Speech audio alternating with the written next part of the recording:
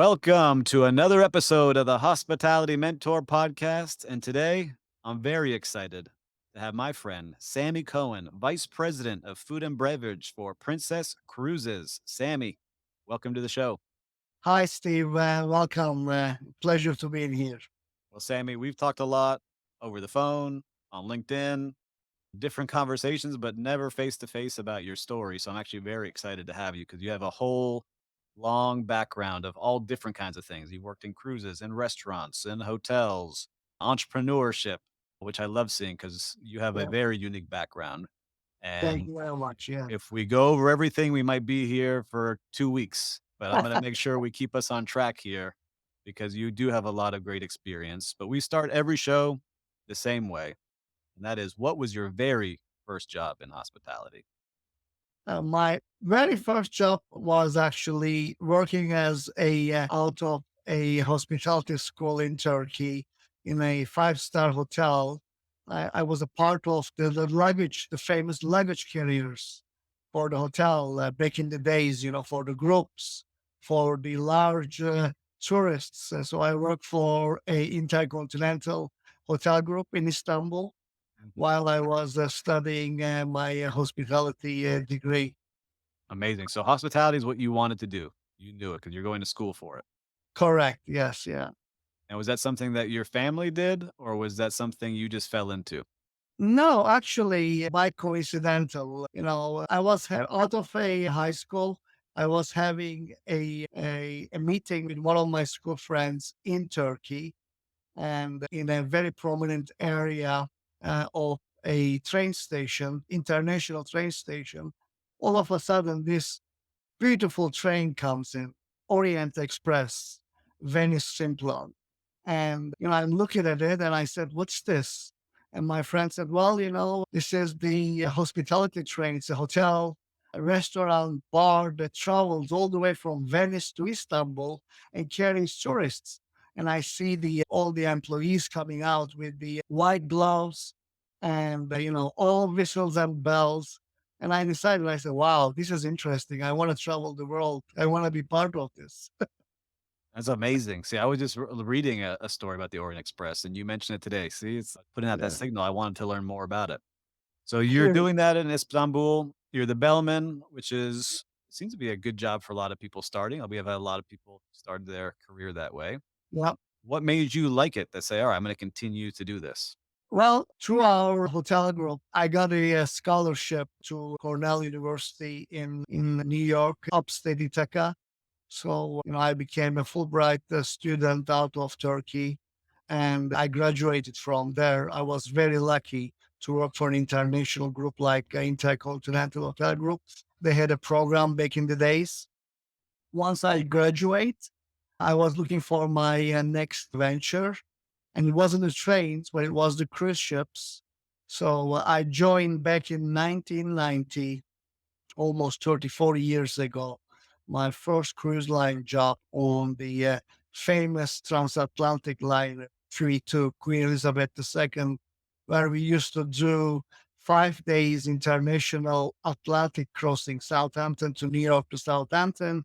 Then summers, we used to do 110 days around the world and some Mediterranean and Caribbean cruises. I joined as a head sommelier. I was in charge of all wine program. We had eight different restaurants, 25 different sommeliers. I was in charge of the big wine cellar. It was the most expensive wine cellar, what we call it C. Back in the days, 1990, it was worth over 6 million. Yeah. That's amazing. So when you get on this cruise ship, 'cause I've heard for people that when they start on a cruise ship, like the first couple of months are a little bit rough for them because they're not used to being in one space for so long. Is that what it was like for you and your role? Yeah, definitely. First, you need to be ready for a long time, away from your home, your loved ones, your mom and dad, or your brothers or sisters, even from your wife. I was lucky back in the days. It was a shorter contract. We were working on board 3 months on, 3 months off paid. Nowadays, there was a British flagship. It was a union ship, so different rules and the regulations. Nowadays, it's a longer contract. You do a minimum of 6 months and 2 months vacation depending on your position. If you are on a high ranking hotel or a deck and engine officials, you do 3 on, 3 off. So it is still a great opportunity. But the new ships, of course, that is coming out right now has a better quality crew life than what was 35 years ago, where I used to share a room with 6, 7, 8 people. Now it's two-person in per cabin. Everybody have their own bathrooms. They have their own TV and internet. This didn't exist. It was a more challenging back in the days.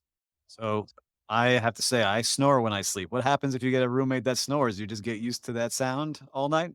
Yeah, you are like me. I snore a lot too. And definitely, you need to have a pretty understanding cabin mates, what we call cabin shares, cabin mates that understands your situation. Not easy. It's definitely challenging, but you do very well in the cruise line, right? So to kind of trace along, you work with a couple of great cruise line groups. Kind of Yeah. give us that sequence. Give us a little fast forward of Well, I worked for a Cunard back in 1990. I did work for a great cruise line called Crystal Cruises. Mhm. Crystal Cruises, during the pandemic situation, they ceased operation, they declare bankruptcy. Now they have a new owner. When I worked for them, it was a most luxurious, award-winning ships. We had two ships. We won 20 years in a row the Food and Travel magazine or Condé Nast Traveler awards 20 years back to back for service, quality of the standards, food, entertainment, and bar. So I worked for Crystal Cruises 3.5 years as a food and beverage controller. I was an officer. I was in charge of all financial aspects of onboard food and beverage inventories, ordering, accounting, and all that. Pretty big job. From there, I got an offer to go for a shoreside position in Miami in 1997 Mm. with a local operator called Apollo Ship Chandler. They are still in the business, the largest ship operating company. They currently operate Virgin Cruises, Regency, Oceana. They are food and beverage and housekeeping operators. Some of those cruise lines, they don't operate those areas Oh, themselves. We wow. do it. We do at Princess. So I work for Apollo. I launch Renaissance Cruises from 97 till 2001. I opened 8 ships. Almost every 3 months, we were opening a ship from France. Very small, 700 guests, 200 employees, boutique cruise lines, which declared bankruptcy right after 2001 on September 11.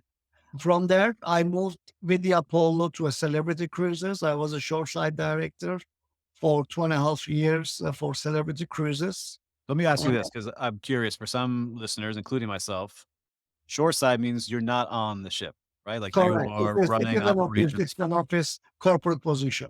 And so how does that were you seeking something like that because you were on the ship for so long that you wanted to be back on shoreside? Yeah, usually all the cruise lines they build all their corporate positions from shipboard because Mm.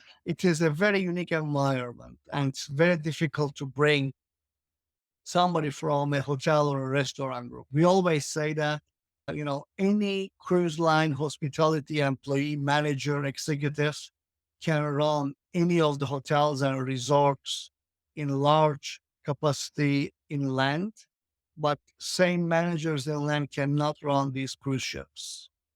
So it is a much bigger operation. It is 24/7.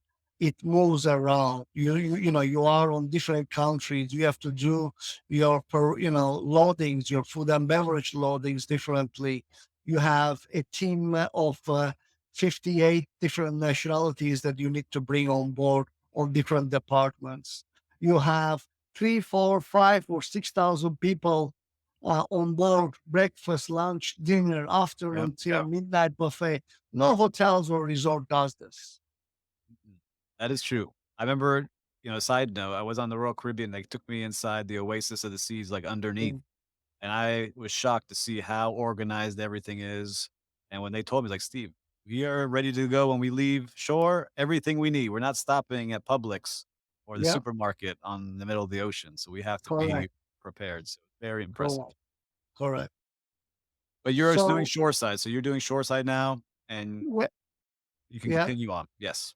So from there, once I worked with Celebrity, as I said, Apollo was doing food and beverage operation for the Celebrity cruises. 2003, Celebrity merged with Royal Caribbean and they decided to take all their operation in house. That's when I left the group. I worked for a very upscale Japanese cruise line doing the road cruise for 4 years, Wow. 110 days, Yokohama to Yokohama, and all around the world. 2007, that was my last cruise line position. I left as a director of hotel operations. Then But this is for the I, world cruise that goes around the world that we see of. So, correct, and one of the more luxurious ships, and you're the director of all the operations. correct, hotel What operations. was that like for you being on this? Because you were with people not just for a week at a time or a weekend. You're there for many months. Did you become friends with Yeah. these people, or was it? Well, they become your family. First of all, we have a unique individual situations that we know everybody's dietary restrictions. We know our guests, what time they will be waking up, what time they like to have their breakfast, lunch, and dinner, when they are going into a local port, what kind of arrangements that they will have, either a private tour or a limo-driven chauffeur tour all around the cities that we visit, the countries that we visit. It's very unique. And, some of those guests, they've been doing it for many years, believe it or not. They don't even go out on a unique ports like that as well. So it goes hand in hand. It is a very unique situations. It is unlike 7, 10 day voyages. You really get to know their family, their children, because they used to bring them on future cruises. It is like a cult. It's like a club, and everybody comes twice a year to do these cruises. They're all looking forward to see each other. That's amazing. Yeah. Yeah. So I want to talk about that a little bit later as we get going. But like you said, you decide to make a move and you get off of the cruise world for a while. And you touched on this a little bit. How was that transition? Because I know sometimes when I interviewed cruise people, I was like, oh, this is a cruise person. Maybe they're not going to be a great fit for the hotel. Yeah. Was it hard for you to find something or did you have something lined up right away? Well, actually, it wasn't hard. It was pretty easy. I had multiple job offers when I left. The reason that I left, I was newly married. I wanted to spend the time with my wife, not to travel, That makes uh, sense. a lot. And so I made that decision back then. And definitely, I was able to join a great company and to do a food and beverage operations. It was a unique place in Bal Harbor Shops. Mm, We had a French restaurant called Lagunu. We have another restaurant in Ritz-Carlton South Beach was Doré. And, so I run both operations for a restaurant group. It was a unique challenge, of course, unlike my cruise line experience, but I did apply some of the same ethics and the things that I learned. So I was quite successful. From there, there was an opportunity to join with a very prominent designer, Stefan Dupont Group. Stefan, who created back in the days the Nikki Beach, and so he was looking to open a great restaurant on Miami River back in the days called Sea Salt and Pepper. Now it's known as Sea Spice. So I took that challenge as a director operation. It was the most successful opening since the Mickey Beach in Miami. We yep. did gross close to first year $18 million. The restaurant was a hit the moment that we have opened. We opened right around 2014 New Year's, And then, I stayed with the group, opened multiple restaurants, nightclubs in Miami. I became a partner as well in a few through my equity investment. And it was a great knowledge because to run an operation, in land and get to know the realities of the market research, the customer database, and a local place. Still, it was seasonal in Miami, as you know. We have very slow months. Not anymore because it changed. Yep. Now Miami is the most, food and Everyone's here. Yeah. everyone's coming, food and beverage cities in I think United States. Everywhere is closing in LA, New York, Chicago, and everybody's opening in Miami. Now, I wanted to touch on this part of your career because you've done a lot up to this, and this is where I say you kind of got very entrepreneurial. Like you mentioned, you become partner in some of these Yeah. restaurants.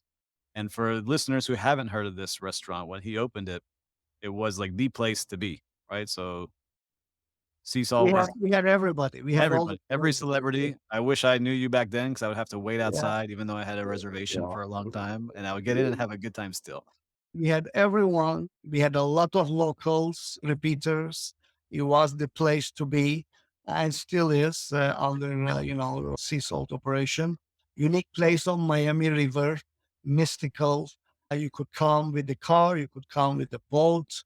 Now it's multiple restaurants Yep. in the same area, but we were the pioneers. Nobody knew anything about the history of No. Miami River. This was the days of the Tequesta Indians that they settled in Miami and had a lot of Indian, history on the river. The river was a big drug trafficking area back in the 80s, from different Caribbean ports, and still is an active river with the container ships that pass through right in front of it. It's amazing. I love And I remember a few stories when I was trying to recruit people into the restaurant. Outside of our restaurant was like black painted warehouse. And small story of the location, that was actually the air hangar for Howard Hughes. Howard wow. Hughes used to keep his seaplane right in between those two hangars, which we turned them into a beautiful restaurant. So if you don't know what is on the other side, how it's designed and the view, my prospect of employees, the bartenders, bar waiters, cooks, waiters, they used to come and stay outside and look into the restaurant, all black, no lights. They don't know what's inside. They used to call me, Mr. Sami, thanks for the opportunity, but I don't think this is something right for us. So it took me a while to get a opening team. I had 90 plus employees between bar, restaurant, and the galley. We had a great chef, Alfredo Alvarez, who is no longer, with us. He passed away a couple of years ago. He had a great culinary career. In fact, he started his career in the cruise lines as well. So I knew him from that. So when we became a hit restaurant, I had a gazillions of resumes every day that people, they were die to work for us. But it was a challenging.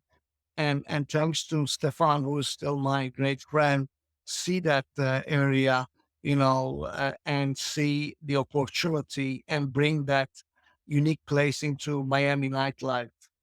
Yep, it's successful still to this day. But I had a question about one of them because I really thought it was gonna be a hit when you opened up on the other side of the river, Yeah, right? What was the name of that? Was that the River Yacht Club. River Yacht River Club? Yacht Club. So, can you Three give me a three little bit of that? times. Because sometimes in our career we have highs, sometimes we have Yeah. some things we learn from. What So happened at that one? Because it was beautiful. this space actually took us 3 years to open, almost $9 million, sit on a 40,000 square feet, multiple bars, restaurants, different food and beverage concepts, open air concerts that we had over there with Brazilian singers, with rap, singers. The place could hold as high as 3,000 people standing. Wow. We created a unique restaurant, multiple restaurants. One was the grill, which was all open area. We created a great sushi restaurant called Dashi. with the super cool menu and the chef, or an inside restaurant where accordion doors would have opened into the river. And then we had the private dining with the private membership, with the Van Dutch, yachts member club. A lot of things that was moving over there, Yeah. very large space. And we were doing very good, very successful until a hurricane hit, and we lost the entire seawall of the restaurant. The all outside facilities were destroyed, and we had a partner who owned the real estate, almost 6.5 acres around the River Yacht Club. His original plan was, which is now under construction, to build 3 towers and then, of course, demolish the River Yacht Club down the road. He was going to use the place as a real estate attraction, point to sell his hotels, condo residences, and all that.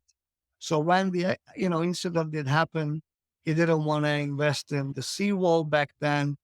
We closed the restaurants. We lost a great business. I was partner in there too. Yep. We lost a lot of employees, and nothing was, open into the same place again until a year ago. They destroyed, leveled down the entire place and building a 60-story tower. I think I they're saw on that. the 40th floor right now. So that's the story of the River Yacht Club. Oh, it was amazing. I remember thinking, "Wow, Uh, this is amazing," and then I never knew that part of the story that the hurricane knocked it out. I always yeah, wondered what happened because it was such a big place, and I saw it under yeah. construction for so long. Because I had a boat at that time, we would go up and down the river and see it, and it was always lively. I went there a couple of times. So it Was was there the any place to be. Yeah. Was there anything you learned from that, that if you were gonna do something in the future, you would do differently? Yeah, yeah. When you have a small successful place like a sea salt and pepper one with 18 million, don't think that if you multiply the space 3 times larger, you're gonna make a $60 million out of it. No. Miami nightlife restaurant still, yes, it's booming, but still with a handful of people as locals I'm talking about, not the tourists, of course, that do spend their time in Miami. Miami is a unique market, and everybody have their own days. And we had our days on Sundays. We have places like a Bagatelle. They do Tuesdays. We have Barley on Wednesdays. We have, you know, another restaurant Yeah, on Thursday. Senega, yeah, Gecko and Komodo have their crowd. Yeah. So, Their so, Yeah. so, the same group of people that goes all these places, they go everywhere. So you can't, really attract more than it is. And of course, Miami was still developing 3, 4 years. It has excelled it with pandemic. Thanks to our state, we recover very faster than the others. We didn't stay closed many months or years like other states, New York, Los Angeles, and we gained. And there was a very good opportunity for Florida. Mhm. And so I wanna talk about this now. I wanna make a little jump because I know you have another role that you go to, and if it connects, let me know.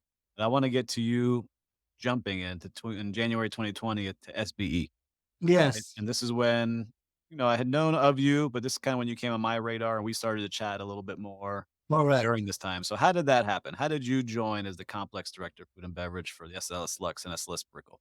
So running a nightlife, actually, it's more than that because I did have also at one point SLS in Nassau as well. So, of having operating successful large volume restaurants, nightlife, and all that, it gave me some recognition and opportunity. I knew Sam for, as my guest from River Yacht Club, Sam Nazarian, owner of the SP, brilliant guy. He is the next generation visionary that he created his group based on restaurants, food and beverage, nightlife, where every other hotel operators were trying to close their food and beverage facility or outsource it. So Sam owned a bunch of nightlife operations in Los Angeles, Hyde Beach, Katsuya restaurants, and he was excelling. He had a partnership with Jose Andres for Bazaar.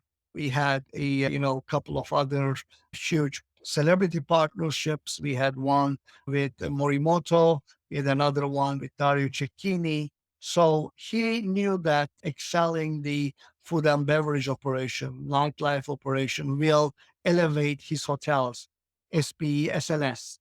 So we own SLS, Delano, Hyde Beach, all in United States and some international locations.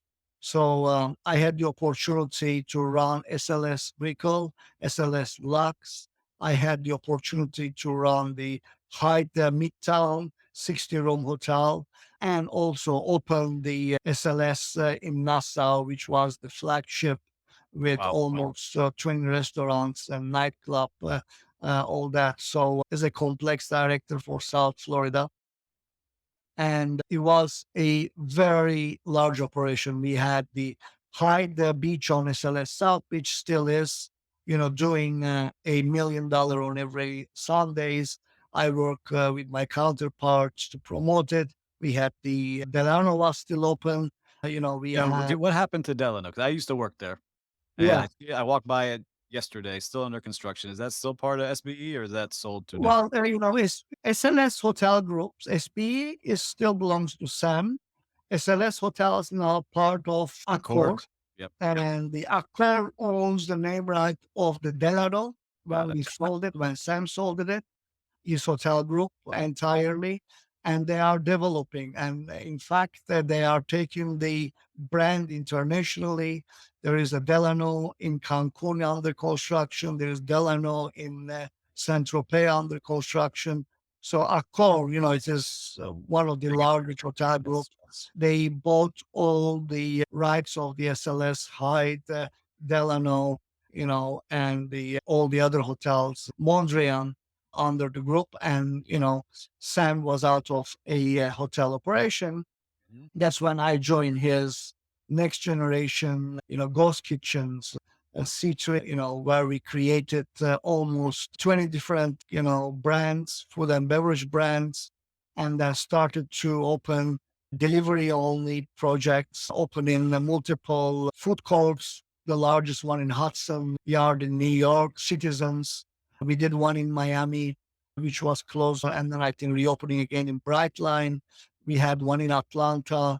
We had one in Los Angeles. So, I work with Sam on the ghost kitchen concepts, roll out most of his, projects and involved with a digital kitchens from there. I wanna stop here because that was something really interesting to me. That's how you and I started talking, if you remember. Correct. Like, right before Yeah. the pandemic hit, I was Yeah. very into ghost kitchens when I was working at Lowe's Miami Beach Hotel. I Yeah. made a whole business plan. You I are at showed Lowe's. You were at Lowe's I was back at then. Lowe's, Yeah. yes. I was like I showed this business plan to my boss, Mutlu, who we know very well, still a very good friend of Yeah. mine. Presented it to corporate. They're like, "No, we don't want all these delivery drivers coming to the Yeah. hotel." I was like, "No, it'll work, it'll work." And then you started doing it with the C3. It came out right after, and I Yeah. was like, "See, guys, I told you, SB is gonna do this now." Yeah. And so you were doing it, and it was very hot for those couple of years Well, back. for Sam, still hot. Yep. I don't know how much you know, but I don't know enough yet. he has recently purchased the two largest player in the market, the Kitchen United Yep. from, Uber's founder and the Next Bite. He's still very bullish on that. He actually is now back in the hotel business with his new partner, Mark Anthony, in the group. They have signed a new hotel deal, HQ with Wyndham, 50 new hotels. So he's still back, but he is good at it. Kudos to Sam. He's a visionary hospitality guy Yep. and ahead of his time. It was a pleasure, working with him. He actually mentored me and opened my knowledge into different areas. You know, right after with the C3 SPE, I was, given an opportunity to head as a chief operating officer for a similar concept, wire kitchens. This time, we build the all infrastructures for companies like C3, Next Bite, or a Kitchen United, DoorDash, or Uber, and give them a full turnkey commissary kitchens all around the United States to operate it. So I launched almost 800 projects with them. Wow.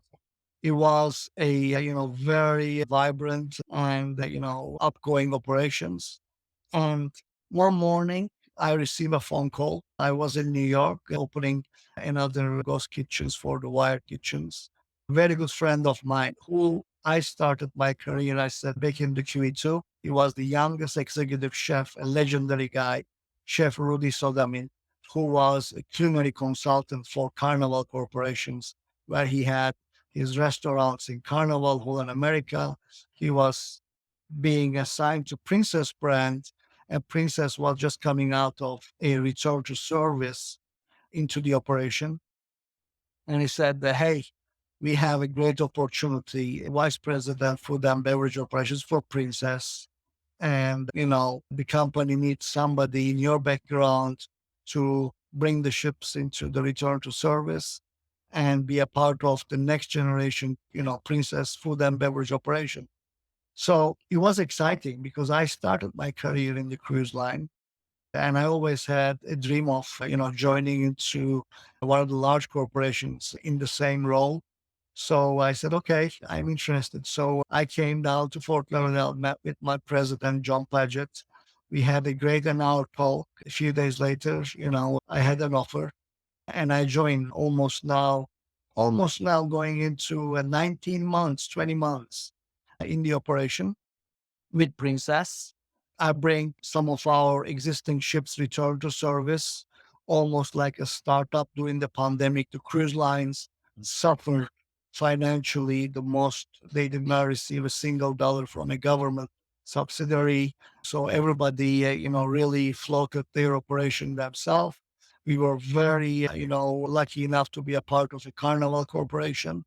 So we were, fortunate enough to bring all our ships, bring all our crew, our employees back into the service or restart. It took a while. And then more and more, effects of the pandemic was released from our operation, testings, masks, other things. We were getting into our full level. I can, happily to say that we are now back into almost pre-pandemic occupancies in the cruise industry back in 2019. We are, superseding our numbers and our revenues as well as the guest booking times. And it was a very good opportunity to bring a new ship for Princess, just finished 2 weeks ago. The largest, the biggest, the most food and beverage friendly ship, Sun Princess, into an operation successfully. We had almost 29 different restaurants and bars over there. It is the biggest ship that was built in Italy, 178,000 ton LNG power, first for us, and 4,500 lower berth, 5,500 all upper berth full capacity with 1,800 employees on board. They are finishing tomorrow their second cruise. The ship is sold out entire Mediterranean season. She is doing 10-day cruises from Athens to Barcelona to Rome in between. And, I'm so happy with my team that, we were successfully, launched this large project. And we have another one coming out 2025, August, sister ship of Sun. This is going to be the Star Princess. And we're going to do it again. Amazing, and congratulations to getting that going. Now you unpacked a lot, so I'm gonna reverse back a little bit because I wanted to hear this whole journey, which is fantastic. But you were working now, Wired Kitchens, you get this call, and for some people, they may not know because they've never done what you have done. But I'm pretty confident you get used to working as different in startup worlds, right? Startup Yeah. world, you have a little bit more flexibility. You're always moving, you're always going, your creativity, be entrepreneurial. How has it been going back to a more standard corporate role? Is it the same? Have you brought some of what you were learning in those places to where you are now? How is that for you? Well, first of all, as you said, corporate role. Princess is a part of the world's largest cruise line company, Carnival Cruises. We have 9 brands, between 9 brands, over 115 ships. So we are one of the brands of the Carnival, the second largest one. to the Carnival Cruise Line. We have Holland America, Seabourn, Cunard, AIDA. We have P&O UK, P&O Australia, and the Costa Cruises. So corporate has a different rules and structures, when I'm very lucky to work for a gentleman, my president, who trusts in my capability and give me a almost white card to do what it is necessary to bring the guest ratings, guest satisfaction, revenue, and bring in the next generation food and beverage operation into the line. So, when I do have that opportunity as a flexibility, it makes my life easier. Definitely, there are balances and checks, cost structures that I still have to go through a different level. But, I'm so happy that I was able to join Princess and to do what I'm doing and loving every day. Until 2 weeks ago, I was in charge of 15 ships, 11,000 employees under my food and beverage program. And now it's a 16 ship that joined.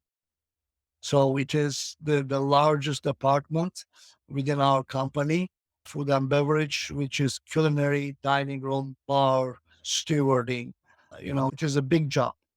It's a big job, and you touched on it. You have so many employees, so many different leaders, so many different ships. How do you keep yourself organized throughout the day?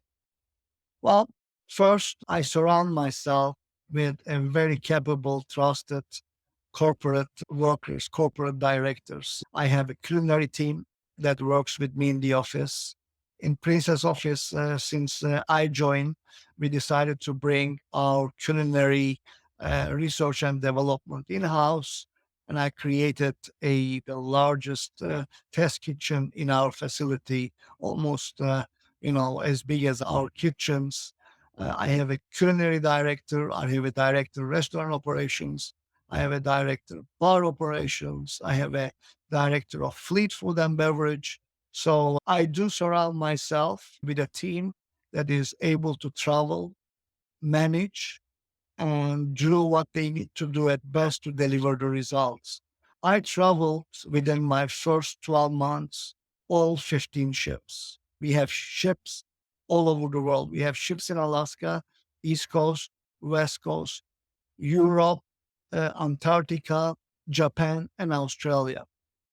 So I wanted to see every different level, every different operation, meet with my teams on board, introduce myself. So that was my first challenge, which I was able to do it within 12 months, visiting a ship, going through their operation, sailing with them, 6, 7, 8 days, understand their challenges, opportunities, and provide them a support plan.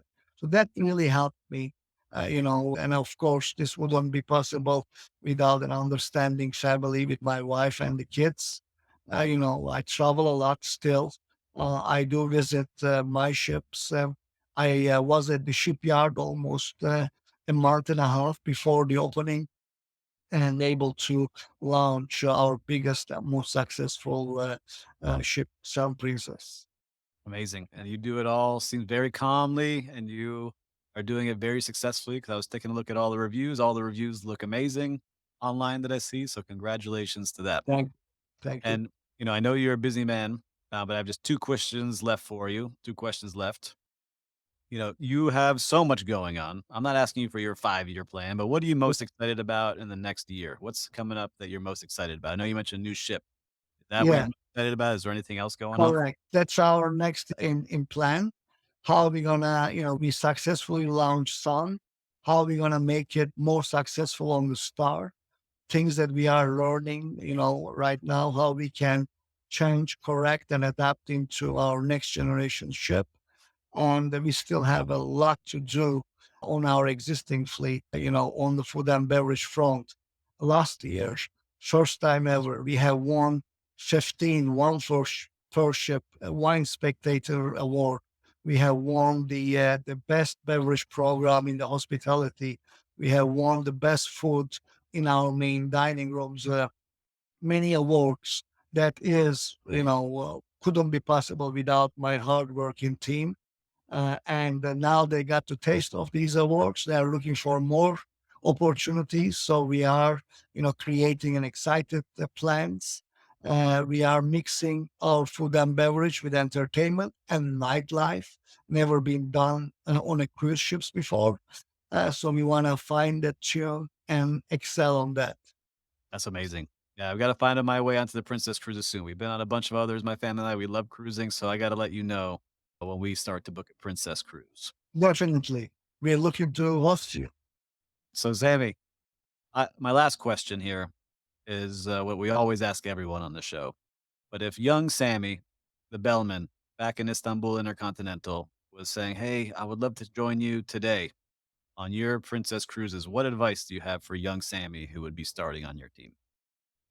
Well, to first of all, education was more important than anything in the career. I trust in many educational levels. Definitely, it helps to start your career and to be a humble and learn every aspect of your desire. If you want to be a good restaurant manager, start with a dishwasher because without having that backbone of the operation in any restaurant, the front wouldn't be possible. Get to know every single levels of the positions. Go through the channels. Learn from your experienced managers or your experienced peers. And if you are really looking for a challenge, and look around and to see how can you make everybody's life much easier by changing things or implementing new things, not just to go through with the flow. Look for a next opportunity, what you can make a difference in your career and in the organization that you work. The times have changed with the technology in place. Learn more of a technology, adapt more new way of utilizing service, guest experience, and most importantly, always put yourself into the other side, the guest, and see, the experience yourself. Travel a lot, learn from other places, and open your eyes. Don't use a horse blinder. That doesn't mean that things were done in a way for 20 years. That doesn't need change. Everything changes as we go along. I think that's amazing advice. And man, just rewind that last minute and you have some great career advice for anybody listening. Sammy, I'm cheering you on, especially everything you have going on. I'm a big fan of yours. And for listeners, if you're not driving, check out Princess Cruises. They've got some amazing cruises that you can ride on and get to experience all the things that Sammy's teams are doing, especially in the food and beverage world. Sammy, thank you once again for joining us. Thank you very much. And we look forward to hosting everybody on Real Loud Boat, the Princess Cruises.